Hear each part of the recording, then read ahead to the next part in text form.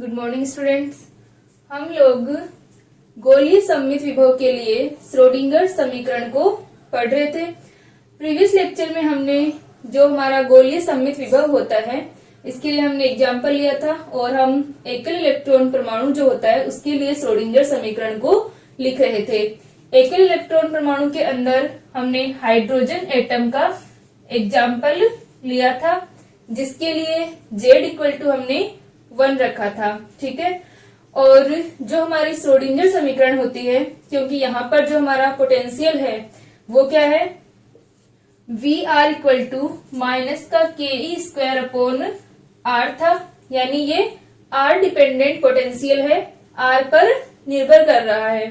तो यहाँ पर जो हमारी श्रोडिंगर इक्वेशन थी उसको हम XYZ कोऑर्डिनेट्स की जगह किस में लेंगे, स्फेरिकल कोऑर्डिनेट्स में लेंगे, गोलीय निर्देशांकों के अंदर लेंगे, जहां पर हमारे गोलीय निर्देशांक क्या होते हैं, R, theta, phi, spherical coordinates, जहां पर R रेडियस होती है या डिस्टेंस है, थीटा जो है वो एंगल है और फाई भी एंगल है। थीटा एंगल जो होता है वो Z एक्सिस से बनने वाला एंगल होता है और इसकी लिमिट जो होती है वो 0 to पाई होती है। ठीक है, और जो हमारा फाई एंगल होता है वो एक्स एक्सिस के साथ में बनने वाला एंगल होता है और इसकी जो लिमिट होती है वो 0 to 2 पाई होती है। ठीक है, तो यहां से हमारी थीटा की लिमिट होगी 0 to पाई और फाई की लिमिट होगी 0 to 2 पाई और जो आर है वो रेडियस, तो हम 0 to r ले सकते हैं। तो यहाँ पर हम लोग श्रोडिंगर समीकरण को इन स्फेरिकल कोऑर्डिनेट्स की फॉर्म में लिखेंगे और स्फेरिकल कोऑर्डिनेट्स की फॉर्म में जब हम श्रोडिंगर समीकरण को लिखेंगे तो जो del 2 ऑपरेटर था इसको हमने XYZ कोऑर्डिनेट्स की जगह किस में चेंज किया, R, थीटा, फाई कोऑर्डिनेट्स में चेंज किया। तो जो del 2 का हमारा जो फॉर्मूला आया था उसका पूरा डेरिवेशन याद करने की जरूरत नहीं है, बस इसका जो फॉर्मूला अपने पास में आता है लास्ट एक्सप्रेशन वही हमें याद करना है। ठीक है, बाकी इसका जो डेरिवेशन आपके मैथमेटिकल फिजिक्स के अंदर है सेकेंड ईयर में, तो यहाँ पर आप डायरेक्ट इसका फॉर्मूला याद कर लें कि del 2 operator R, theta, phi coordinates में क्या होता है। ठीक है, तो वहां पर हमारे पास श्रोडिंगर इक्वेशन क्या आई थी,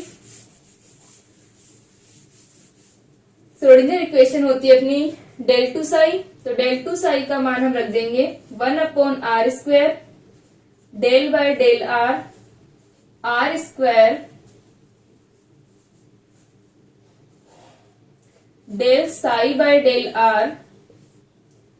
ठीक है, साई हमारा किस पर, R, थीटा, फाई का कोऑर्डिनेट होगा, यहाँ पे R, थीटा, फाई का फंक्शन होगा, तो ये आ गया del psi by del R plus अब अपना थीटा डिपेंडेंट पार्ट, तो 1 upon R square sine theta del by del theta sine theta del psi by del theta plus 1 upon R square sine square theta del 2 phi upon del phi 2 plus 2m upon h cross square E minus VR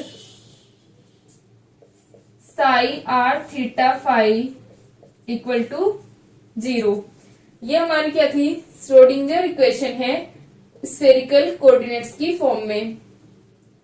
तो spherical coordinates की form में हमारी Schrodinger equation जो है वो इन 3 variables पर depend कर रही है, R, थीटा और फाई के ऊपर। ठीक है, जहां पर ये हमारा त्रिज्या है, ठीक है, रेडियस, और ये हमारे क्या कहलाते हैं, कोणीय निर्देशांक कहलाते हैं, क्योंकि दोनों एंगल हैं। तो ये हमारा त्रिज्यीय निर्देशांक है, रेडियल कोऑर्डिनेट है, या हम इसे कह सकते हैं कि ये R पर डिपेंडेंट रेडियल पार्ट है, और ये हमारे दोनों कहलाते हैं कोणीय निर्देशांक एंगल कोऑर्डिनेट्स। तो इन दोनों के लिए जो हमारे पास में त्रिज्यीय पार्ट होगा, रेडियल पार्ट होगा, और जो एंगुलर पार्ट होगा, इन दोनों को हम अलग अलग लिख सकते हैं। यानी एक हमारा पार्ट क्या हो, ओनली आर पर डिपेंडेंट हो, और एक क्या हो, ओनली थीटा फाई पर डिपेंडेंट पार्ट हो, और साई जो है वो इन दोनों का कॉम्बिनेशन अपने पास में मल्टीप्लीकेशन हो, जैसे R R Y theta phi हो। ठीक है, तो हम साई को आर और वाई के वेरिएबल्स में, ठीक है, आर और थीटा फाई वेरिएबल्स में इसमें पृथक्करण कर सकते हैं, सेपरेशन कर सकते हैं। वो हमारा क्या कहलाता है, चर राशियों का पृथक्करण, सेपरेशन ऑफ वेरिएबल्स। तो आज के लेक्चर में हम सेपरेशन ऑफ वेरिएबल्स को स्टडी करेंगे।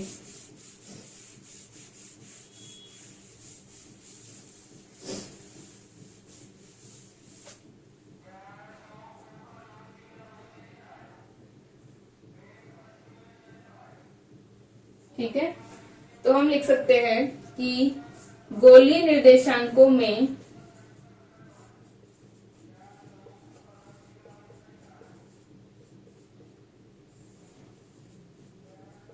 साई आर थीटा फाई को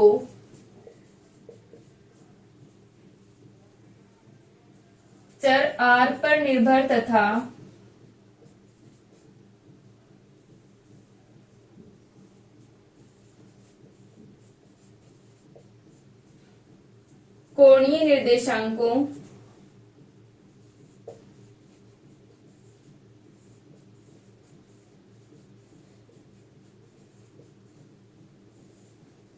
कोणीय निर्देशांकों थीटा फाई पर निर्भर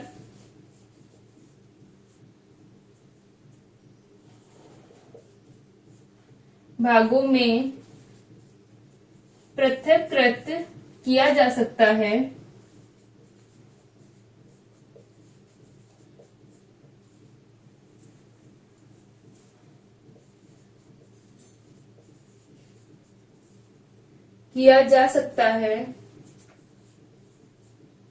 विभव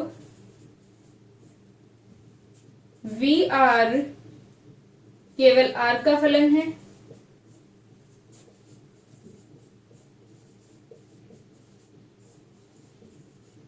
ठीक है। तो हमारे पास में जो पोटेंशियल है वो तो आर पर डिपेंडेंट है ही, और जो हमारा साई है आर थीटा फाई डिपेंडेंट, इसको हम क्या कर सकते हैं, वेरिएबल सेपरेशन कर सकते हैं। यानी ओनली आर पर डिपेंडेंट पार्ट और only theta phi dependent part, दोनों को हम अलग अलग लिख सकते हैं। ठीक है, तो वो हमारा क्या कहलाता है, वेरिएबल सेपरेशन कहलाता है। तो यहां से ये लिख लें एक बार, फिर हम इसको पूरा हटा के और साई को आर और वाई थीटा फाई की फॉर्म में लिखते हैं।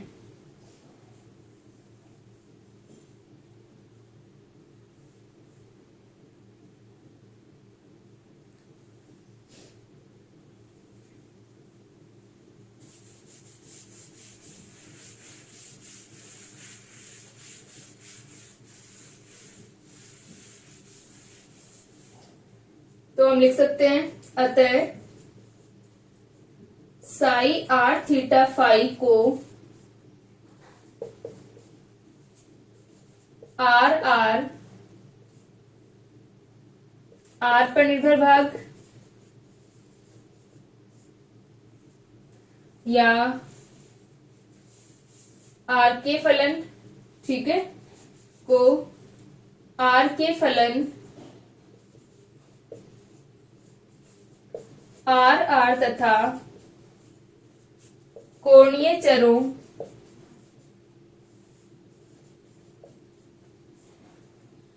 थीटा फाई के फलन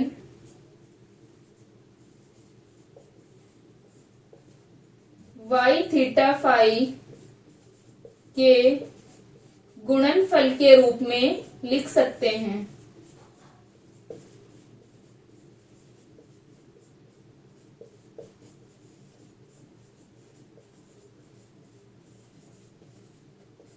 ठीक है, यानी साई को हम आर और वाई थीटा फाई के मल्टीप्लीकेशन की फॉर्म में लिख सकते हैं। तो साई आर थीटा फाई क्या हो जाएगा,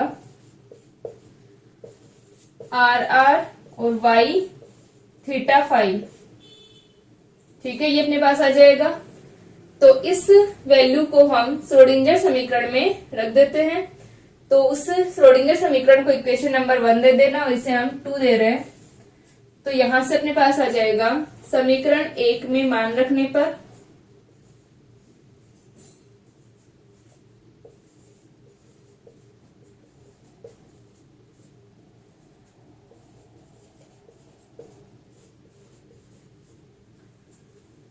ठीक है।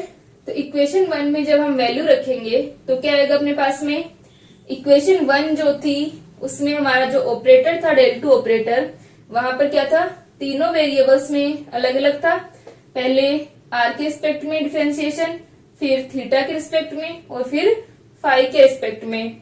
तो जब हम साई की वैल्यू रखेंगे, साई की जगह हमारा इस प्रकार था डेल बाय डेल आर और साई, ठीक है, साई आर थीटा फाई। तो जब हम del psi upon del R करेंगे तो साई की जगह हम क्या रखेंगे, आर आर और वाई थीटा फाई। तो डेल बाय डेल आर करने पर ओनली क्या होगा, डेल इस आर का होगा सिर्फ, यहाँ पर वाई थीटा फाई जो है वो एक कांस्टेंट की तरह है। जब हम आर के रिस्पेक्ट में कर रहे हैं तो वाई थीटा फाई को हम आगे ले सकते हैं। इसी प्रकार जब हम थीटा और फाई के रिस्पेक्ट में करेंगे तो हम आर को आगे ले सकते हैं और ओनली क्या होगा, थीटा और फाई यानी वाई का डिफरेंशिएशन होगा। ठीक है, तो हम इस इक्वेशन को लिख रहे हैं वाई थीटा फाई आगे आ जाएगा क्योंकि यहाँ पर पार्शियल डेरिवेटिव हो रहा है, तीन वेरिएबल्स हैं, डेल बाय डेल आर हो रहा है, डेल बाय डेल थीटा हो रहा है और डेल बाय डेल फाई हो रहा है। ये क्या कहलाता है, पार्शियल डेरिवेटिव आंशिक अवकलज कहलाते हैं। और जब हम आंशिक अवकलन करते हैं तो एक से ज्यादा हमारे पास जब वेरिएबल्स होते हैं तब हम क्या लेते हैं, उनका आंशिक अवकलन। और आंशिक अवकलन में जिस वेरिएबल के रिस्पेक्ट में कर रहे होते हैं सिर्फ उसी का अवकलन होता है, बाकी एज ए कांस्टेंट रहते हैं, उनको हम आगे ले सकते हैं। ठीक है, तो यहां से अपने पास में वाई थीटा फाई और अपॉन में आ जाएगा, क्या था, 1/r² था, डेल बाय डेल आर और r², इसको हम थोड़ा छोटा लिखते हैं तो ये आ जाएगा अपने पास में Y theta phi upon r², del by del R, r² del by del R और यहां पर आ जाएगा r प्लस, अब जो हमारा थीटा वाला पार्ट है तो थीटा वाले पार्ट में क्या हो जाएगा, आर आगे आ जाएगा अपॉन r² साइन थीटा और del by del theta sine theta del by del theta और Y theta phi plus r1/r² sine square theta del by del phi, del 2 by del phi 2 और यहाँ पर अपना क्या जाएगा, वाई थीटा फाई। तो ये तो बन गया हमारा डेल 2 साई की form plus 2m upon h cross square 2me upon h cut. ठीक है, और यहां से अपने पास में क्या आ जाएगा,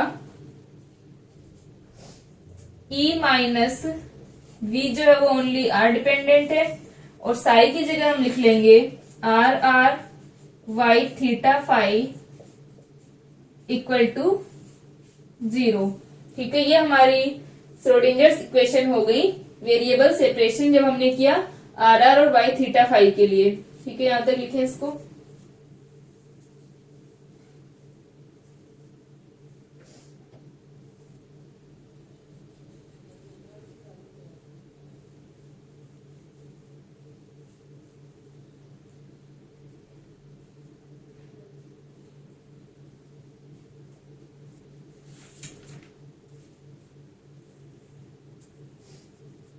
ठीक है, यहां तक आ गया।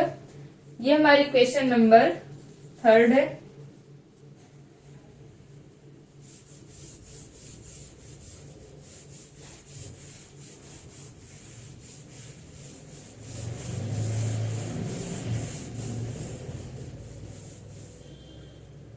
इसके अंदर अब हमारे पास में क्या आ जाएगा कि जो अपनी इक्वेशन है, इक्वेशन नंबर थर्ड, इसको हम क्या करते हैं, R square upon R R Y theta five से मल्टीप्लाई करते हैं। ठीक है, तो हम लिख सकते हैं समीकरण 3 को बाईं ओर से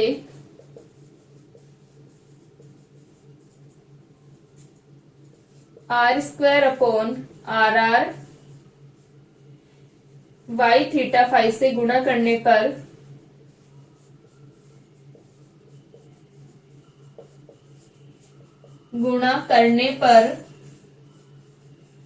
क्या आ जाएगा अपने पास, इसको हमने मल्टीप्लाई किया R square upon R R Y theta five, तो वाई थीटा फाइव से वाई थीटा फाइव कैंसिल हो जाएगा, आर स्क्वायर से आर स्क्वायर कैंसिल हो जाएगा, तो क्या आ जाएगा 1 अपॉन आर आर, और ये बन जाएगा del by del R, R square del R upon del R, plus इसको डिवाइड किया तो यहां से अपना आर आर कैंसिल और R square cancel, 1 upon sine theta, और ये आ जाएगा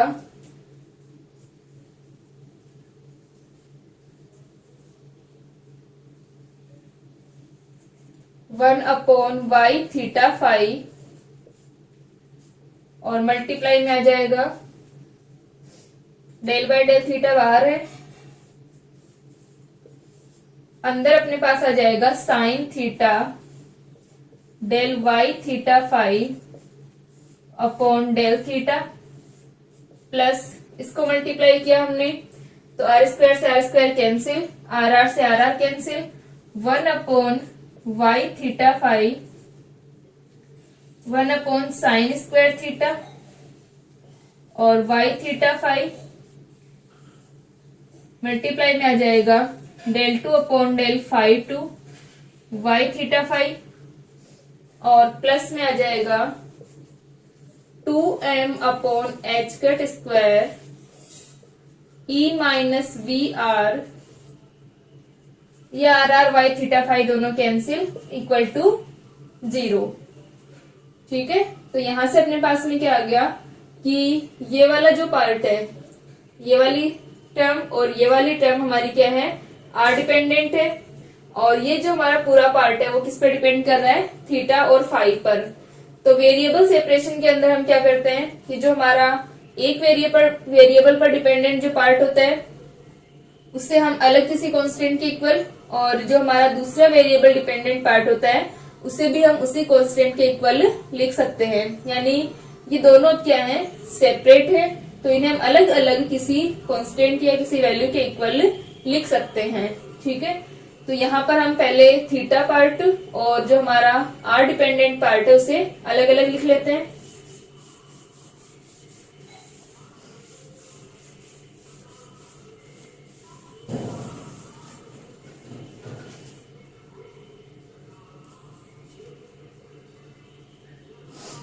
तो यहां से अपने पास आ जाएगा 1 upon R R del upon del R, R square del R upon del are,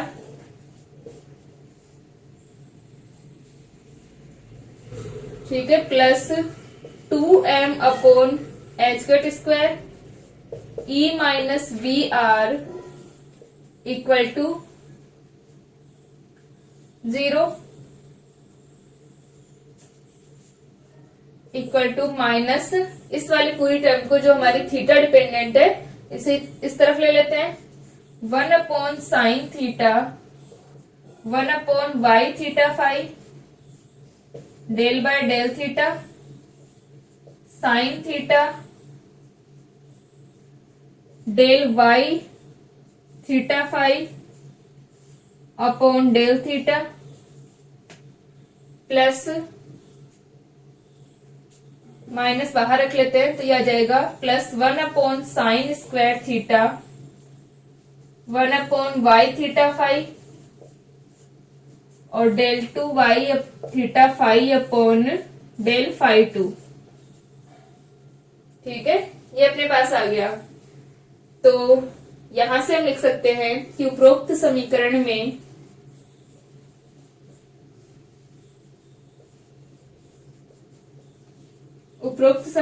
में बायां पद केवल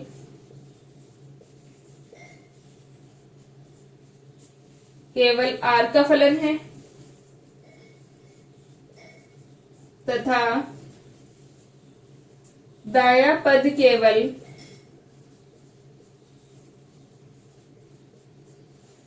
थीटा फाई का फलन है।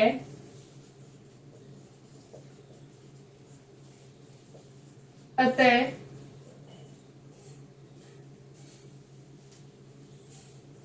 फलन है तथा ये दोनों पद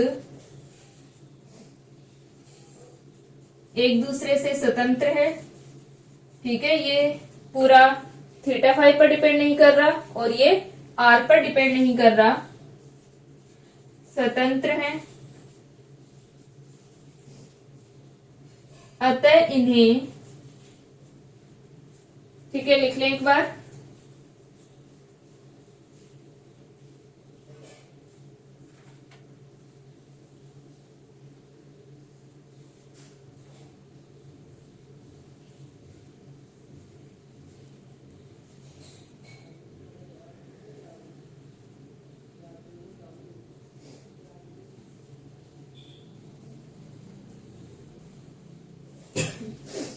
ठीक है, यहां तक हो गया।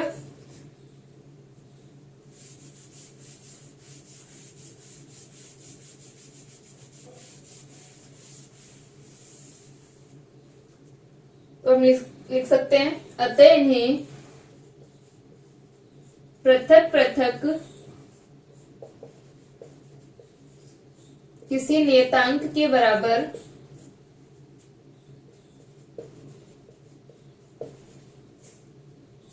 ये क्वेश्चन नंबर 4 है अपने, किसी नियतांक के बराबर रख सकते हैं तथा माना वह नियतांक तथा माना समीकरण 4 के दोनों पद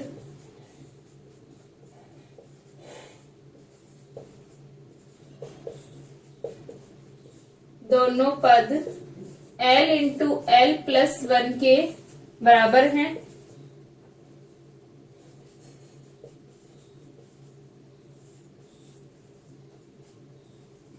हमने इसको L इंटू L प्लस 1 के बराबर क्यों लिया है, ये हम आगे पढ़ेंगे।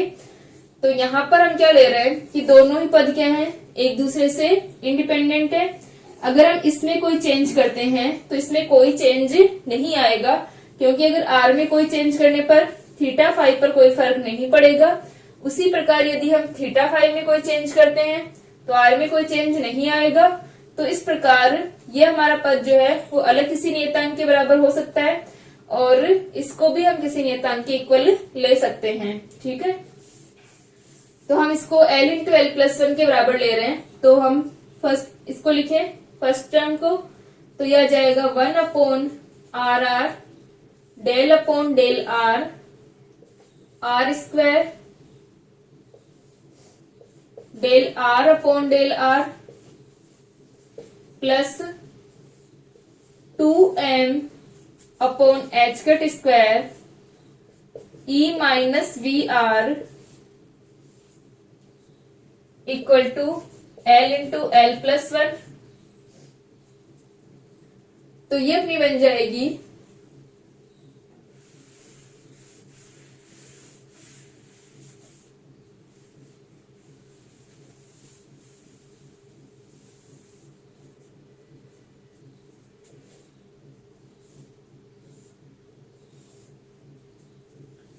यहाँ पर अपने पास में 1 अपॉन साइन स्क्वायर थीटा था, तो यहां से अपने पास ये आ गया कि 1 upon sine square theta Y theta phi. इस पार्ट को एक बार रहने देते हैं। हम क्या कर रहे हैं, इसको इक्वल रख रहे हैं L इंटू L प्लस 1 के इक्वल रख रहे हैं। ठीक है, तो यहां से हम इसको आर आर से मल्टीप्लाई कर दें इस इक्वेशन को, तो क्या बन जाएगा, del by del R R square del R by del R plus 2m upon H cut square E minus V R into R R, क्योंकि आर आर से मल्टीप्लाई किया तो ये वाला तो कैंसिल हो जाएगा, इक्वल टू आ जाएगा L into L plus 1 R R.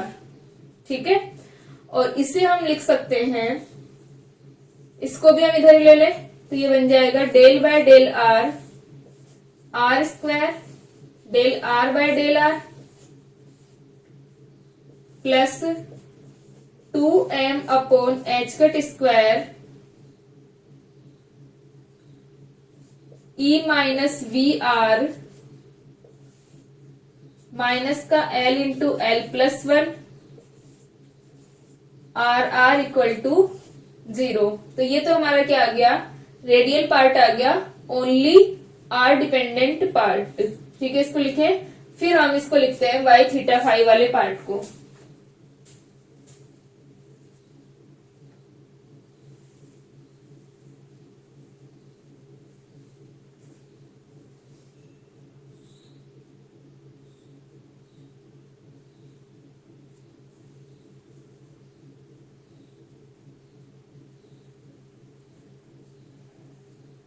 ठीक है, यहां तक हो गया। अब हम इसको वाई थीटा वाई वाले पार्ट को लिखते हैं, इसके इक्वल में हमारा L इंटू एल प्लस 1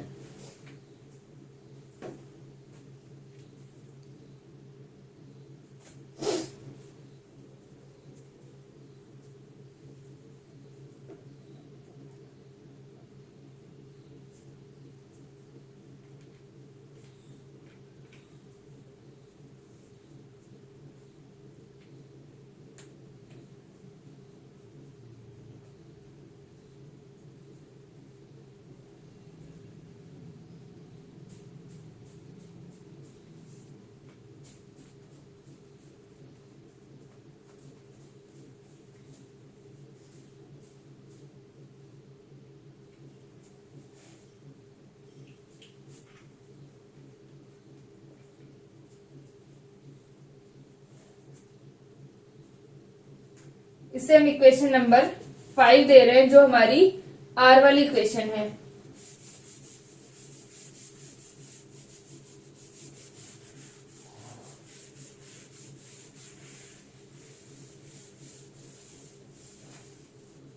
तो हम लिख सकते हैं कि उपरोक्त समीकरण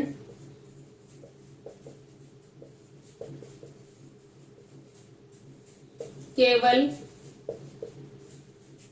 आर पर निर्भर करती है,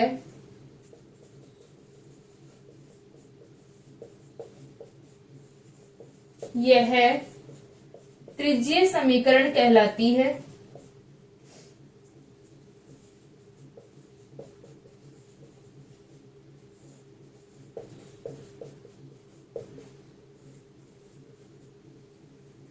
ठीक है, ये हमारी क्या कहलाएगी, त्रिज्यीय समीकरण कहलाती है। त्रिज्यीय भाग है इसका रेडियल पार्ट, तथा यह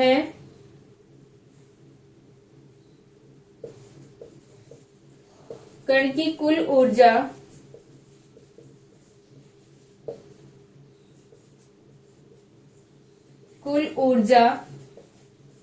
तथा स्थितिज ऊर्जा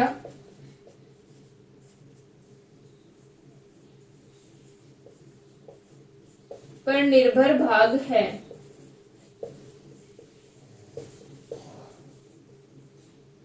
ठीक है, तो यहां से हमारा जो ये पोर्शन आ रहा है, ये वाला पार्ट जो आ रहा है, वो किस पर, ई और वी आर पर डिपेंडेंट पार्ट है। अब हम लिख सकते हैं इस वाले पार्ट के लिए, तो यहां से अपने पास आ जाएगा समीकरण 4 से माइनस का 1 upon sine theta 1 upon Y theta phi, इसको भी बाहर ले लेते हैं, 1 अपॉन वाई थीटा फाई को भी,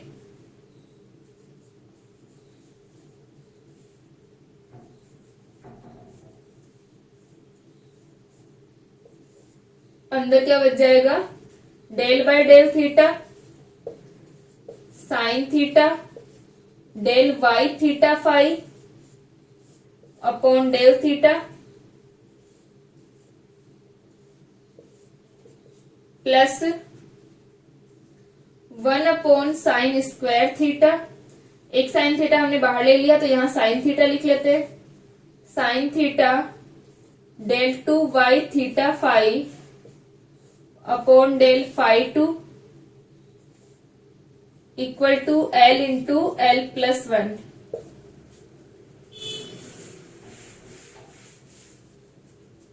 तो यहां से अपने पास क्या आ गया, ये जो वैल्यू आई है एल इंटू एल प्लस 1 के इक्वल हम इसको रख रहे हैं।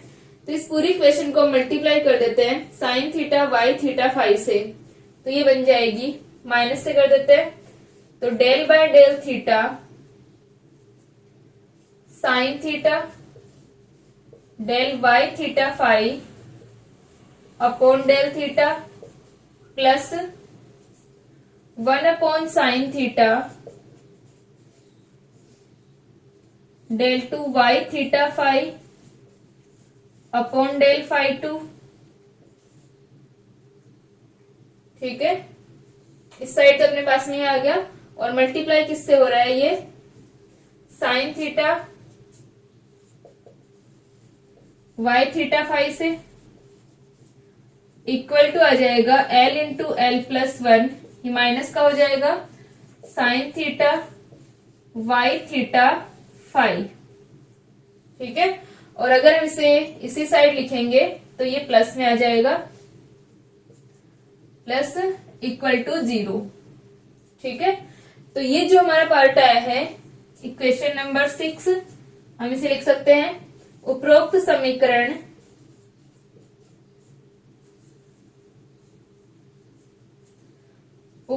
समीकरण केवल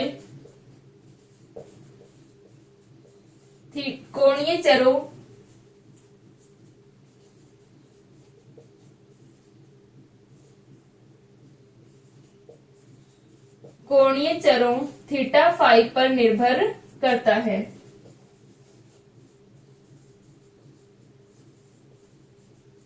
ठीक है, तो ये हमारा थीटा फाई डिपेंडेंट पार्ट होगा। ठीक है, इसको लिखें,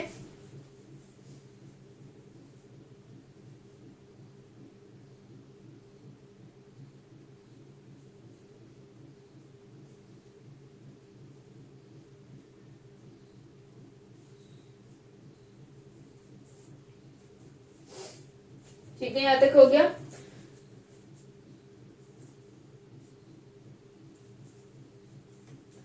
तो अब जो ये हमारा पार्ट है ये क्या है, थीटा फाई डिपेंडेंट पार्ट है, और ये इस पे एनर्जी और पोटेंशियल पर डिपेंड नहीं कर रहा है। तो हम देख सकते हैं कि जो गोलीय सममिति होगी हमारी वो किसके आधार पर होती है, आर के आधार पर। ठीक है, आर डिपेंडेंट जो हमारा पोटेंशियल होगा वो क्या होगा, स्फेरिकल सिमेट्रिक होगा। और यहाँ पर जो थीटा फाई डिपेंडेंट पार्ट है इसके अंदर हम क्या कर सकते हैं कि जो हमारी वैल्यू होती है, जैसे मान लो कि केंद्रीय बलों के अधीन जो कण गति करते हैं, क्योंकि ये जो वी आर जो था हमारा यानी आर डिपेंडेंट पोटेंशियल, इन्हें क्या कहते हैं, केंद्रीय विभव कहते हैं। तो ऐसे क्षेत्रों में गतिशील कणों के लिए क्या रहेगा, ये जो थीटा फाई वाला डिपेंडेंट पार्ट है वो क्या रहेगा, एक समान रहेगा, क्योंकि ये एनर्जी और वी आर पर निर्भर नहीं करेगा। ठीक है, तो अब जो हमारी ये इक्वेशन है, इक्वेशन नंबर 6, जो कि जिसके अंदर y जो है ये हमारे क्या है कि थीटा और फाई दो वेरिएबल्स का फंक्शन है। तो जिस प्रकार हमने साई को वेरिएबल सेपरेशन किया, साई को हमने r और थीटा फाई को अलग अलग किया, वैसे हम y थीटा फाई को भी थीटा और फाई दोनों के टर्म्स में अलग अलग लिख सकते हैं। ठीक है, तो नेक्स्ट लेक्चर के अंदर हम y थीटा फाई को थीटा डिपेंडेंट पार्ट और फाई डिपेंडेंट पार्ट अलग अलग लिखेंगे और इनके लिए कंडीशंस देखेंगे। उसके बाद में हम इनके वैल्यू को ज्ञात करेंगे, y थीटा वाले डिपेंडेंट पार्ट को और फाई डिपेंडेंट पार्ट को। ठीक है, अभी यहाँ तक कर लें इसे, नेक्स्ट लेक्चर में इसे कंटिन्यू करते हैं।